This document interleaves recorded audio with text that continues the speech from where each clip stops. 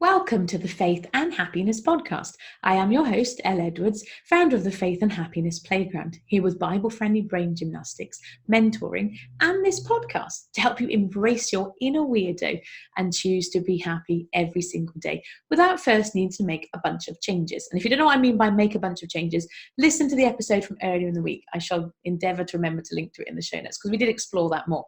Today, however, kind of follows on from that a little bit actually. Today I'm here to remind you about love notes. So I wrote a blog post about this many years ago, back when I had the website heavenandelle.com. I've had quite a lot of websites over the years. I keep changing the names of things. But I believe faithandhappinessplayground.com is here to stay. I'm just saying. Although I am chuckling to myself because, of course, like at the time of recording, it's literally less than 24 hours since I changed the name from the Faith and Business Playground. But be that as it may, doesn't really matter. The whole idea of love notes is there's two parts of this. The first part is I just want to remind you that you are loved.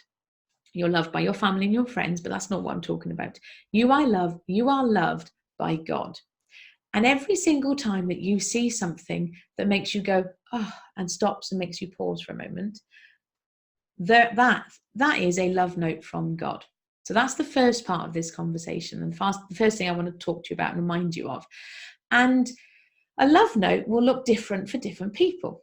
So imagine it like the example I gave is if you've got a partner or a spouse and you maybe like leave a little note in their lunchbox, or maybe you've done it for your children. It's the God equivalent of that. Now he doesn't tend to leave you a handwritten note in your lunchbox, but that doesn't mean he doesn't want to show you and remind you that you are loved every single day. But what those love notes look like will be different from person to person. So for me, some of you listening and watching will have heard me tell you before that I really love what I call cloud porn. You know, when the sun is out and there's clouds, and then they do this little magical little thing where the sky just looks amazing and it's full of gold and orange and pink, and it's just absolutely stunning.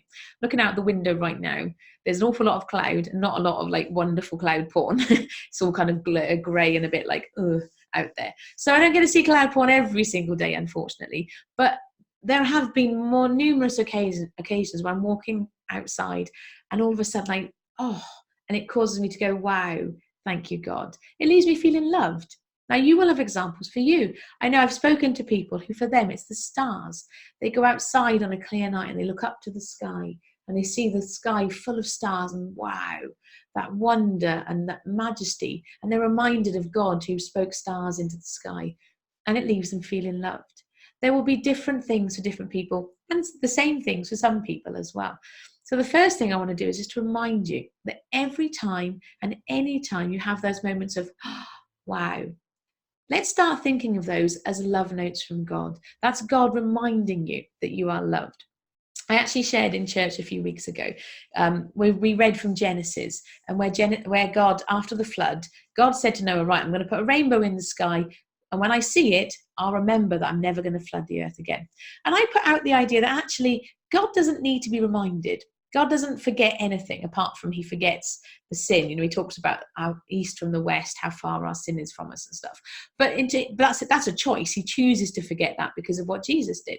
But actually, day-to-day forgetting, it's not like God went, oops, that slipped my memory. Oh dear, how did that happen? No, God doesn't forget anything. So what I proposed to the people that day was actually the rainbow is for us. So every time you see a rainbow in the sky, it's there to remind you that God has a covenant with you, a reminder that you are loved. Covenant is just a big fancy Old Testament word for a promise. So every time you see that rainbow in the sky, that's God's promise of just how loved you are. So it's yet another love note. So if he's doing it with rainbows, why would he not do it with other stuff too? That's the first part of this. But the second part of it, I want to encourage you to start looking out for those love notes. And I mentioned earlier in the week, the reticular activating system, the way God wired your brain, the more that you consciously notice stuff, the more that your brain will filter in. It'll be like, oh, look, there's another one. Oh, look, there's another one. Oh, look, there's another one. It's the reason why when you buy a bright yellow car, as I did 4 or 5 years ago, you suddenly start seeing yellow cars everywhere. I call it yellow car syndrome. It's not actually called yellow car syndrome, but we're going to call it that today. But that's the way your brain is wired. So at the time of releasing this episode, it is Friday. we don't have episodes of the podcast over the weekend at the time of recording. And so I want to encourage you to play with this over the weekend and start paying attention to those things that are making you smile, those love notes from God, those things that make you pause and go, oh, wow. Okay, those are reminders from God that you are loved. And I want you to imagine him like literally, I want to say literally sitting there in heaven. Like we don't really know this concept of where heaven is in relation to us and all the rest of it. Details like that, personally, I'm quite happy to let go of. I've said to you before, my two certainties are love and Jesus. Specifics of like where heaven actually is and whether God can actually sit because he's a spirit and those sort of like questions that make my brain go a bit, I don't worry myself with that. If we could all just focus on love and Jesus and then allow God to figure out the rest, be a much more happy and contented church as an institution. But that's an aside. You are wired the way you are wired. And every time that you see those things, I want you to imagine God going, I love you. And not just imagine as in like it's a fairy tale. It's the reality. You know, if you were to count how many times the word love or loved or loving is in the Bible, it would probably run into hundreds of times. Haven't actually counted it. But the whole Bible is a love note from God to you. And so I want to remind you and give you that piece of homework as you step into the weekend. Keep your eyes open for those love notes. Because also as well, you might not know what those things are that make you go, oh, wow, until you actually start paying attention. You've got to slow down a little bit. Stop going 100 miles an hour.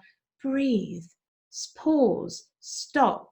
You know, you can relax and chill out and enjoy every single day. You haven't got to wait till you're on holiday to do this stuff. Do it today, right now.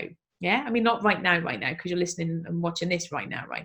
But after this finishes, yeah, you've got time over the weekend. Play with it. See what those things are that make you go, oh, wow, and just say thank you, God.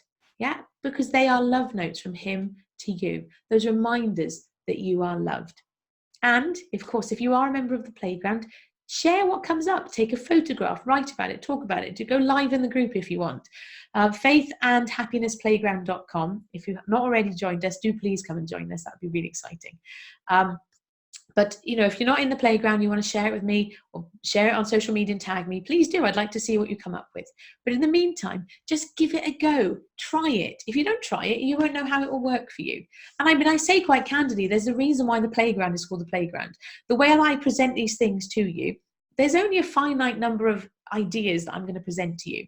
I'm just going to present them to you in lots of different ways because different people will need them presented in different ways.